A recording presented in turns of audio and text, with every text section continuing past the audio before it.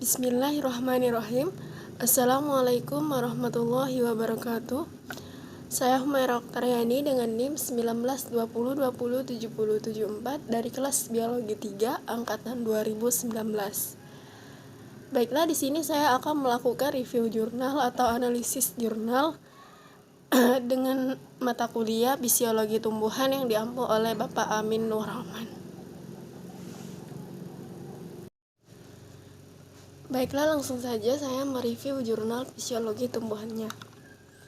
Untuk cakupan bahasannya yaitu meliputi pertama judul jurnal, penulis, tanggal, tahun, volume, dan halaman. Yang kedua tujuan dan hasil penelitian. Yang ketiga subjek penelitian. Yang keempat metode penelitian. Yang kelima kekuatan dan kelemahan. Dan yang keenam kesimpulan serta saran. Baiklah, yang pertama yaitu judul jurnal, penulis, tanggal, tahun, volume, dan halaman. Adapun judul jurnalnya yaitu Effects of Deficiency Nitrogen, Phosphorus, Potassium, Calcium in Okra, Abel Moschus esculentus, Moens, Shruk Hydroponics. Atau bisa juga diartikan pengaruh kekurangan nitrogen, fosfor, kalium, kalsium pada tanaman okra atau Abel Moschus esculentus, Moens melalui hidroponik. Kemudian jenis jurnal ini yaitu jurnal International Journal of Recent Technology and Engineering. Dan penulisnya yaitu Triasti Nurmianiningsih, Beharsani, A-Qur'ania, dan Hermawan. Tanggal penerbitan jurnal ini yaitu 3 September 2019, tahunnya 2019. Volume dan halamannya yaitu ISSN 2277 sampai 3878. Volume 8, halaman 4393 sampai 4396. Selanjutnya tujuan dan hasil penelitian. Adapun tujuan dari penelitian jurnal ini yaitu penelitian ini bertujuan untuk mengidentifikasi gejala elemental kekurangan nitrogen, fosfor, kalium, dan kalsium, juga membedakan gejala defisiensi pada masing-masing zat gizi sehingga penanganan kekurangan unsur-unsur tersebut dapat dilakukan dari awal pertumbuhan tanaman dan dapat ditangani secara tepat sesuai dengan gejala yang terlihat. Penelitian ini juga dilakukan dengan menggunakan morfologi dan pengamatan anatomi gejala defisiensi nutrisi. Morfologinya meliputi tinggi tanaman, jumlah daun, panjang daun, lebar daun, serta warna daun. Selanjutnya hasil penelitian.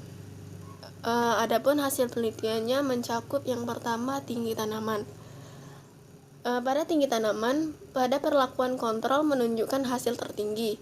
Ini menunjukkan bahwa nutrisi lengkap komplit perlakuan atau kontrol menunjukkan pertumbuhan tinggi tanaman maksimal. Dalam pengobatan kekurangan nutrisi menunjukkan tanaman rata-rata tinggi lebih kecil dari perlakuan kontrol.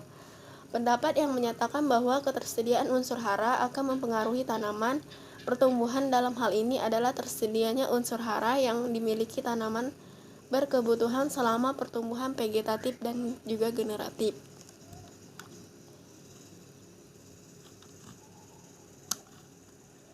Kemudian, berdasarkan hasil analisis data observasi tinggi tanaman, menggunakan ANOVA menunjukkan signifikan atau hasil yang berbeda secara signifikan. Berarti, efek defisiensi nutrisi pada pertumbuhan tinggi tanaman. Setelah pengujian lebih lanjut menggunakan Duncan uji menunjukkan bahwa semua perlakuan mulai berbeda nyata pada minggu kedua. Selama 6 minggu pengamatan, fosfor dan perlakuan kalium tidak menunjukkan perbedaan yang bermakna. Berarti pengobatan tanpa fosfor dan kalium itu efek yang sama pada tinggi tanaman. Pengobatan kekurangan nitrogen dengan defisiensi kalsium menunjukkan perbedaan yang signifikan atau berbeda nyata, tetapi masing-masing perlakuan defisiensi menunjukkan perbedaan tinggi tanaman yang nyata terhadap perlakuan kontrol.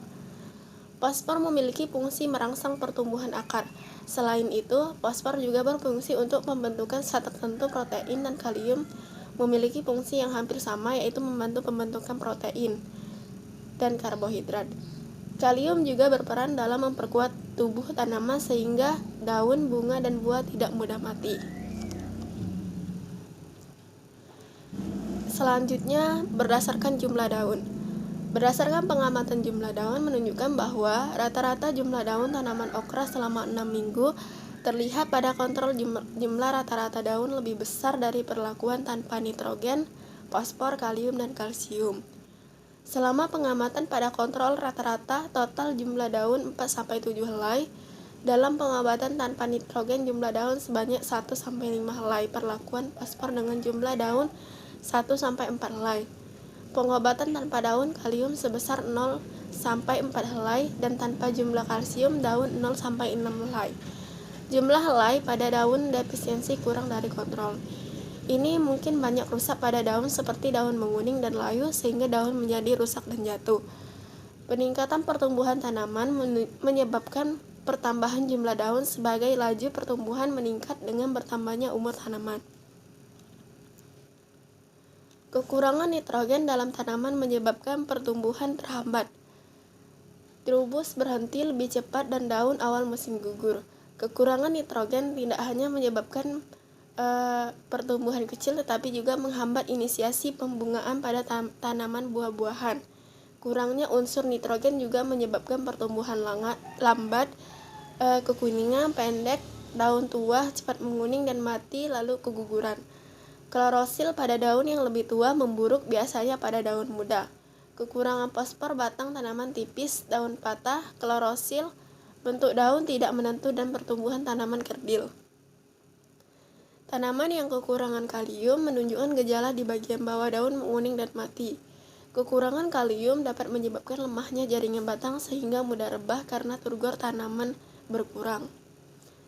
Selain itu, daun pada tanaman mengalami nekrosis dan menjadi jaringan dan daun yang kering menjadi rusak berlubang. Tumbuhan yang kekurangan kalsium menyebabkan ujung pucuk menguning dan mati. Pertumbuhan tunas muda abnormal paling banyak terkena pada daun muda. Selanjutnya, berdasarkan panjang dan lebar daun. Berdasarkan pengamatan panjang daun pada tanaman okra menunjukkan hasil rata-rata panjang daun yang berbeda antara perlakuan selama 6 minggu pengamatan. Rata-rata panjang daun pada perlakuan kontrol lebih besar daripada semua pengobatan defisiensi nutrisi. Rata-rata panjang daun pada kontrol adalah 4,3 sampai 10,8 cm. Pada perlakuan nitrogen tanpa daun berkisar antara 3,4 hingga 8,7 cm. Perlakuan tanpa fosfor pada panjang daun 0,4 sampai 6 cm. Perlakuan tanpa potasium panjang daun 0 sampai 3,7 cm dan seterusnya. Perlakuan tanpa kalsium panjang daun 0 sampai 10,8 cm. Berdasarkan pada ANOVA menunjukkan hasil yang signifikan setelah tes Duncan di pengobatan tanpa fosfor dan kalium selama 6 minggu.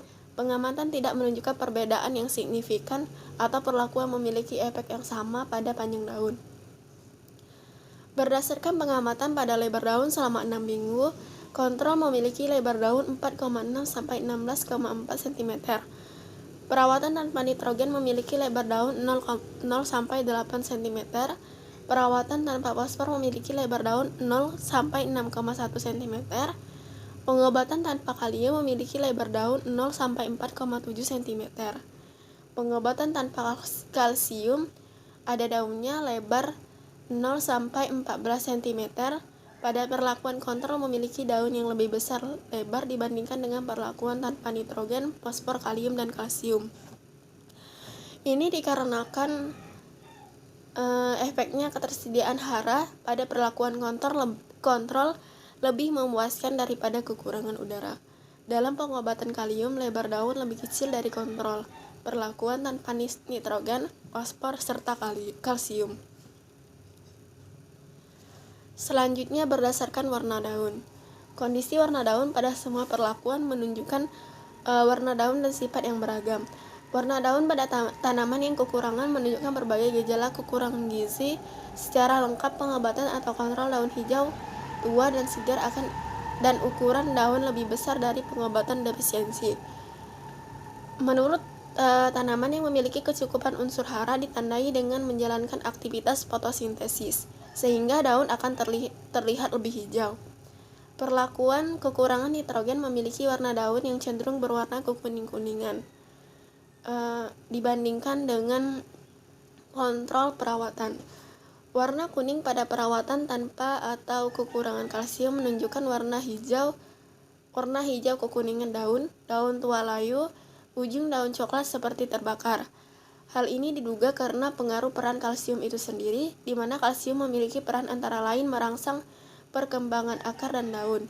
Jadi, jika kekurangan kalsium tanaman itu akan mengganggu proses pengembangan akar dan mempengaruhi proses penyerapan nutrisi, juga akan mengganggu proses fotosintesis. Warna daun disebabkan tidak adanya nitrogen sebagai elemen klorofil daun. Jadi, nitrogen adalah mempunyai tanggung jawab untuk pembentukan warna daun hijau. Gejala defisiensi nitrogen adalah klorosis atau pucat hijau sampai kuning pada daun tua. Pertumbuhannya kerdil dan nekrosis daun bagian bawah pada kasus defisiensi nitrogen yang parah. Baiklah, yang selanjutnya yaitu ketiga, subjek penelitian. Adapun subjek penelitiannya yaitu menggunakan tanaman okra atau Abelmoschus esculentus. Klasifikasinya yaitu Kingdom Plantae, divisinya Magnoliophyta, kelas Magnoliopsida, ordonya Malvales, berasal dari famili Malvaceae, genusnya Abelmoschus, serta spesiesnya yaitu Abelmoschus esculentus.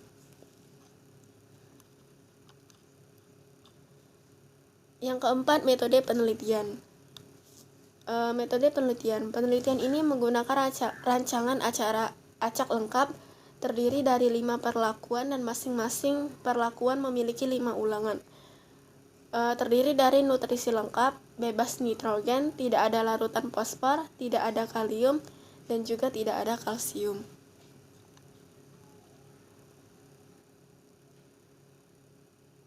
Metode penelitiannya berdasarkan bibit okra. Bibit okra yang akan ditanam direndam dalam air hangat sekitar 40 derajat Celcius selama 1 jam, lalu ditiriskan. Rokol yang dipotong ditempatkan di nampan pembibitan dan dibasahi dengan air secara merata. Rokol itu telah dibasahi dan diberi lubang dengan menggunakan tusuk gigi.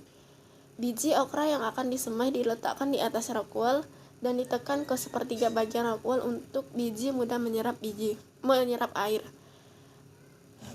Benih didiamkan selama beberapa hari sampai biji pecah. Setelah biji pecah bisa ditempatkan di tempat yang tidak langsung terkena sinar matahari.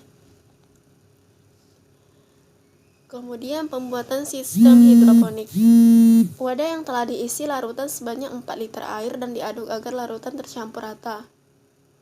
Impa board atau penutup wadah yang telah dilubangi kemudian ditempatkan di atas wadah dan lubang diisi dengan netfot.